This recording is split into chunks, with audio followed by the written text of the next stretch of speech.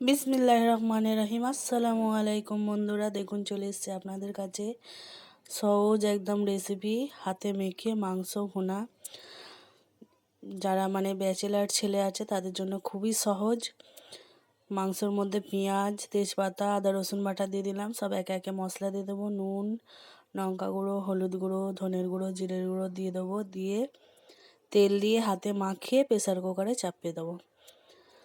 একদম সহজ রেসিপি, খেতেও খুব সুস্বাদু হয়, ঝটপট হয়ে যায়।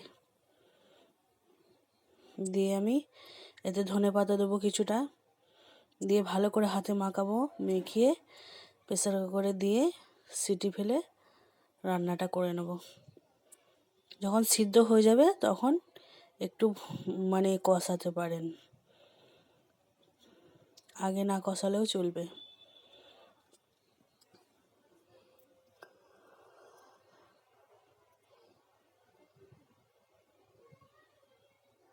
প্রেসার কুকারে দিয়ে দিলাম। দিয়ে এখন পরিমাণ মতো পানি দিয়ে দিলাম, একদম অল্প পানি, সামান্য। প্রেসার কুকারে অল্প পানি লাগে।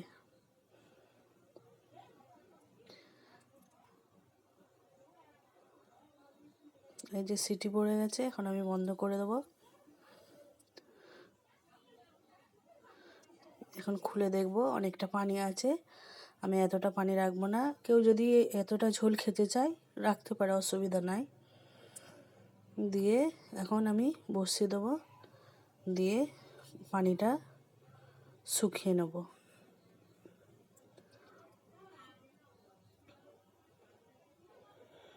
এখন কেউ গরম মশলাও দিতে পারে, বাট আমি গরম মশলা কোনো মশলা ইউজ করিনি। আমি একদম ঘরের ঘরোয়া মশলা দিয়ে সহজ রেসিপি। এ দেখুন হয়ে গেছে, কত সুন্দর হয়ে গেছে দেখুন। খেতে খুব সুস্বাদু হয়। আপনারা বন্ধুরা বাইনে করে খেয়ে দেখবেন।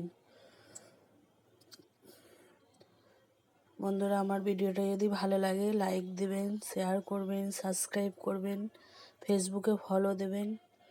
আর কে কোথায় থেকে দেখছেন কমেন্ট করবেন। সবাই আপনারা ভালো থাকবেন, আমার জন্য দোয়া রাখবেন, আর আপনার ছোট বোনটার পাশে সবসময় থাকবেন। আমি আপনাদের অপেক্ষাতেই থাকি, একটা সাবস্ক্রাইব আর ফলো আর কমেন্টের আশায় বসে থাকি। আপনাদের কমেন্ট দেখলে আমার খুব মন ভালো হয়ে যায়। হাজার দুঃখর মধ্যে থাকলেও আপনাদের কমেন্ট দেখলে আমার বুকটা মনে হয় যে আমারও পাশে কেউ আছে।